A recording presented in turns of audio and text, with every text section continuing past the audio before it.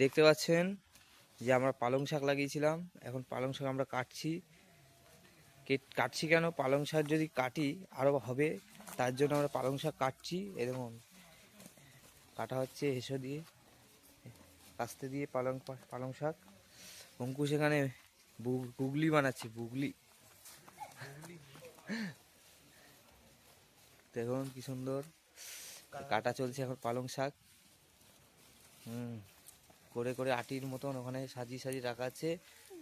এখানে এখানে অঙ্কুশ দাঁড়িয়ে আছে, জিৎ দাঁড়িয়ে আছে, জিৎ বসে বসে পালং শাকের বাচ্ছে। হ্যাঁ, রাখে হরি সে কাটছে পালং শাক, ঠিক আছে। এই যে অজয় কেটে কেটে রাখছে, কিন্তু অজয় কিভাবে কাটছে এই দেখুন। এটা যে শহরের ছেলে কাটা দেখুন, আর গ্রামের ছেলের কাটা দেখুন, পরিষ্কার পরিচ্ছন্ন। আর ওখানে দেখুন কিভাবে ঘ্যাট পাখি কাটছে। এটা কাটতে শিখেনি এখন, ভালো করে শিখতে হবে কাটা।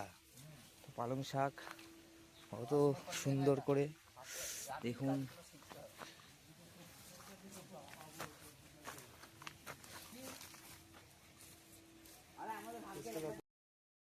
অবশেষে আমাদের আটি বাঁধা শেষ হয়ে গেছে, আমাদের পালং শাক তোলাও শেষ।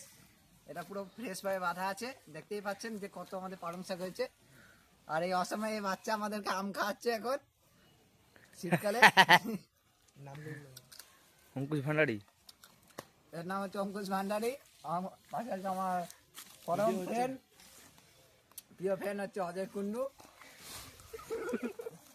ক্যামেরাটা জুম করবো নাকি? আমের থালারে আম, বাবা জলজিরা দিয়ে মাখিয়ে নিচ্ছে আম। এর মুখটাই বুঝে জুম করে